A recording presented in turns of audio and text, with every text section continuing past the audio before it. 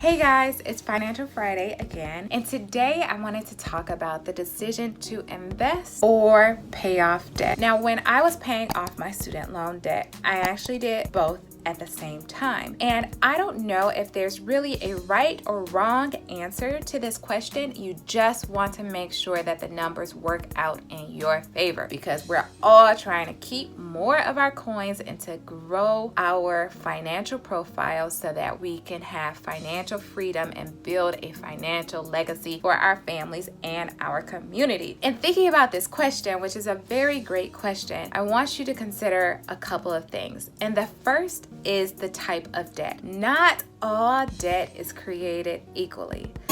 Not all debt is created equally.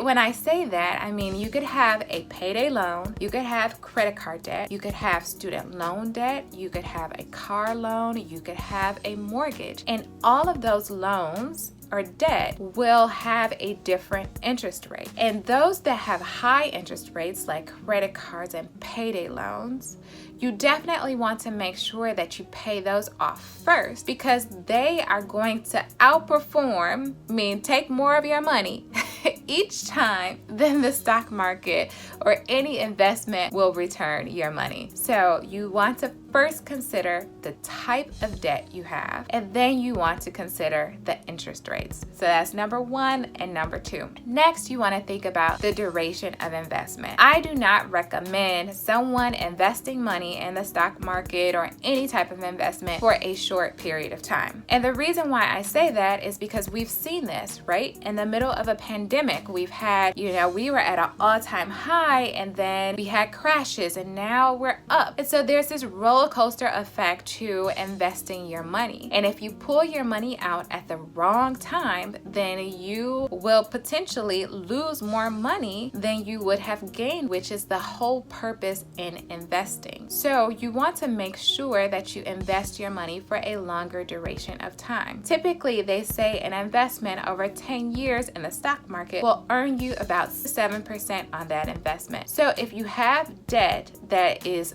higher than a 7% interest rate, then it would be reasonable for you to dedicate more of your funds to pay off that debt first before investing in any type of investment. And each investment has its own particular return rate. So you want to make sure that you do your research on that particular investment. But again, I do not recommend that you invest things for just a short term, given the fluctuation in investing, that there is some risk there. And lastly, you want to take other things into consideration. Do you have an emergency fund? What are your other responsibilities, and what are your other financial goals? Remember, compounding works in both ways. In my particular case, I was able to pay off my debt and also invest, because I knew that I would lose valuable years if I didn't start investing. So I actually started investing as a resident because I wanted to earn interest on whatever the investment was, and I wanted to keep that money put for an extended period of time. My student loans were also accruing interest, and that interest was also compounding. So when I talk about compounding interest, it's basically earning interest on your interest. So if you borrow $1 from me and I charge you an interest rate of 10%